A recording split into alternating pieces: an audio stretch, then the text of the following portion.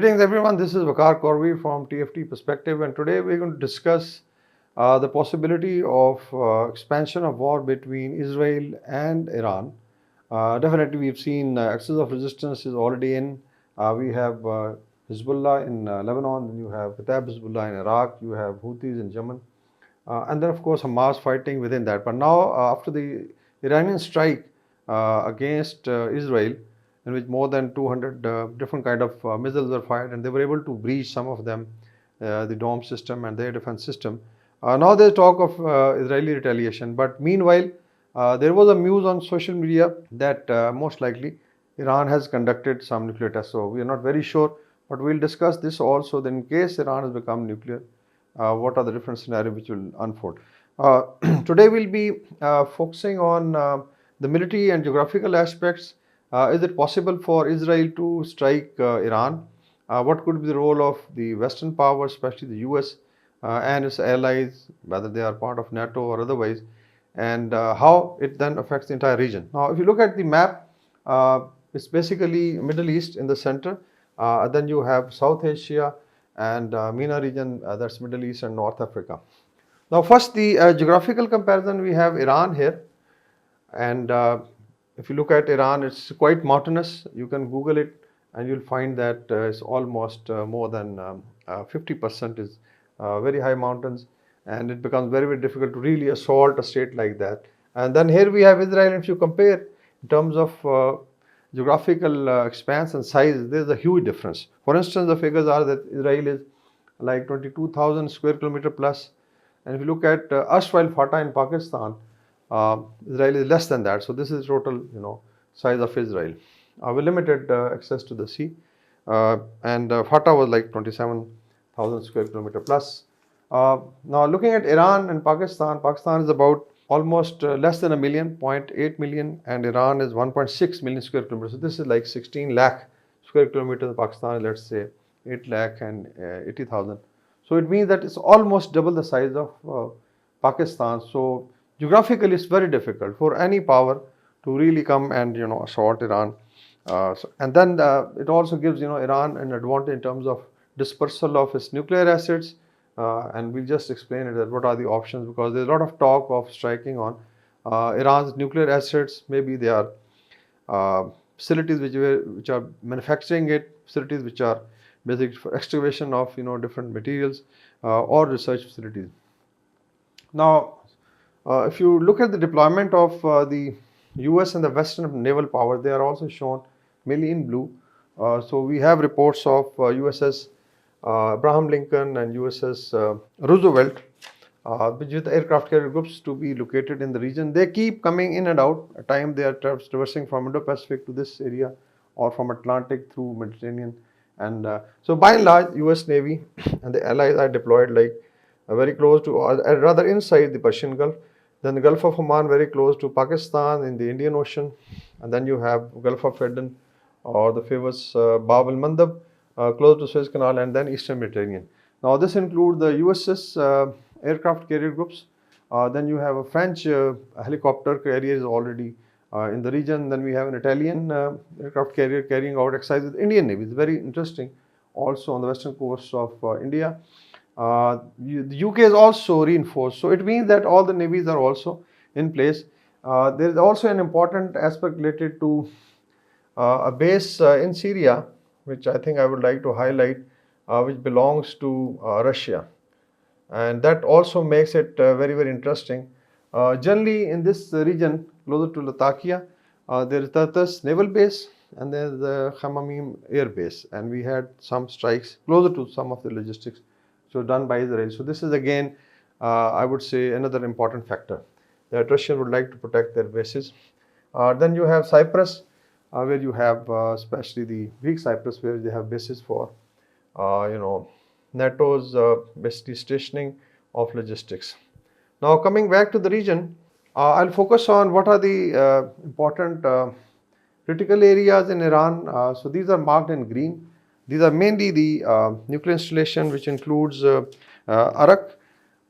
Then we have Natanz, which is just closer to Isfahan. Then Isfahan itself, Tehran. Then we have Bushehr here on the Gulf. and details you can always see. So basically, these are either nuclear enrichment plants or manufacturing of weapon systems or research centers. So we'll not go into much of detail. Now, in case Israel wants to strike, so it has to basically use air corridors because it has a very strong air force. But we've calculated that they would require huge packages. For instance, in one of the war games, it was said that probably the first package will be 100 aircraft, which includes interceptors, and those were going to actually give cover to the strike package.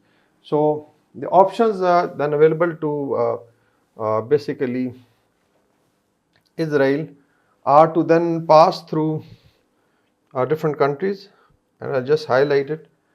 One is, of course, uh, it is via Syria, via Turkey. Then you have via Syria, it's another air corridor. They could fly over Jordan, Iraq, and go closer to the border. And then one is, of course, to Saudi Arabia. Now, all these Islamic countries, including I think Turkey, Saudi Arabia, and Jordan, not likely to give passage or allow the airspace because Iran is also declared. I think there is some understanding this time that it will not be allowed, like Iraq was invaded. Iraq and Syria is by and large hostile, and Turkey would not like. So it means that in case they have to do it, the important factor will be who comes into play. So are these going to be the aircraft carrier groups which are already located? So it means that it can't be done without US support. But anyways, this is one of the scenarios. Then of course they have to take care of the air defense system. There are reports that Iran has received. Iran already has S-300. They have also their indigenous air defense weapon system. So it means that basically Iran is going to be, I would say, guarded by air defense systems. So these systems have to be breached. It's not going to be very, very easy. So these are kind of area defense system that Iran would deploy. So it means they have to breach the air defense cover which is available with Tehran. What could be role of other power like Russia having a base in Tartus? Is the Russian going to come into play? So all told, this is the situation as far as the airstrikes are concerned. So this is one scenario. Can Netanyahu go mad and just do it? So in military parlance, becomes very, very difficult to project the intention. Now we come to the missile strike. There is again a possibility. Israel has a large arsenal of ballistic missiles, and I'm sure they have cruise missiles also. So in case they want to do it, there are Jericho systems available, Jericho 1, 2, and 3. And I think they have extended ranges which can really cover. Like if you look at Jericho 1 and 2, I think should be able to cover this arc. And Jericho 3 should be, I think, very conveniently going even beyond that. So it means that they can opt for a missile strike straight away from Israel, and that could take care of their installations and military systems. So this is again an option. But we have seen statements coming from Tehran. We've heard their foreign minister recently that in case Israel does it or their allies do it, it's going to be a harsher response. And now we come to the news about nuclear weapons or the, let's say, nuclear explosion and what kind of capability Iran could have. So this is, I think, another scenario. In case Iran, as being reported on social media, there are a lot of Indian channels, mainstream channels, who are talking about that in last 1 week they are able to conduct nuclear tests very closer to Tehran. There was a 4.5 earthquake at the Richter scale. So it means, which is, I think, very similar to what happened in Chagi also, blast with some similar kind of energy. Now, in case Iran has gone nuclear and somehow, in my assessment, rough assessment, their ability to fire 200 missiles on on Israel, it means that they had something in the back of the mind and something physically on ground. Because the nuclear assets are definitely, the missiles are in underground, tunnels, and this was also shown. So in case it becomes nuclear, what could be the scenario? It means that one, of course, going to deter the current war, and Israel may not be able to, strike them because we've already seen President Macron of France, pulling back. There's also pressure from the United States that don't do it. And now there were two speeches also, one by Netanyahu, a direct address to people of Iran, and the other was by the Crown Prince, self-acclaimed, higher of Reza Shah Pahlavi III. Similar sentiment, basically asking the people of Iran to get up and revolt. So it means that now they are expecting social media instead of, some missiles and aircrafts. This is going to actually deter. But in the larger sense, let's say look at the impact on the region. We already have, if you look at the, look at the region as a whole. So you have basically existing powers. I'll just mark them. So you have existing nuclear power in the region. You have China, and then of course is the Russian Federation. So let's suppose Iran goes nuclear. It's going to put a lot of pressure. Of course, Israel is going to upscale their arsenal. The other contenders, in my assessment, could be Saudi Arabia, because I think it was also said in one of the discussions by the Crown Prince, MBS, that in case we will not like to have nuclear, in case Iran goes nuclear, then probably they're going to look into it. Of course, Turkey. So all told, you will have a series of nuclear power in the region, which is going to be very, very dangerous.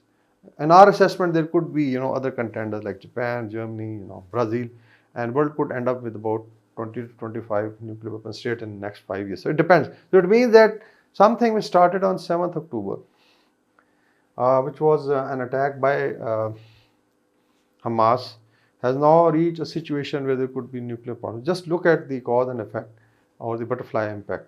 I'll quickly go over what could be the Israeli military strategy. I think they'll keep doing, posturing. So this is going to remain the battleground. If you look at the area, so this is the Israel-Lebanon border. And if you include basically Golan Heights,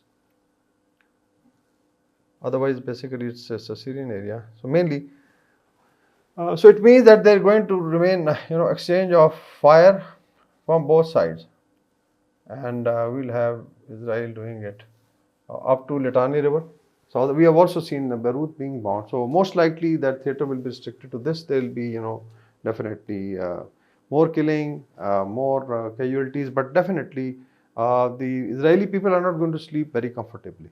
So all told, in a nutshell, I feel that the 7th October 2023 assault by Hamas has brought the world to verge of a nuclear holocaust, and it is also triggering, new nuclear states. Very, very different scenario that was available last year, and the war may continue, simmering war, but hopefully United Nations, OIC, and even the larger West would have sense to stop it.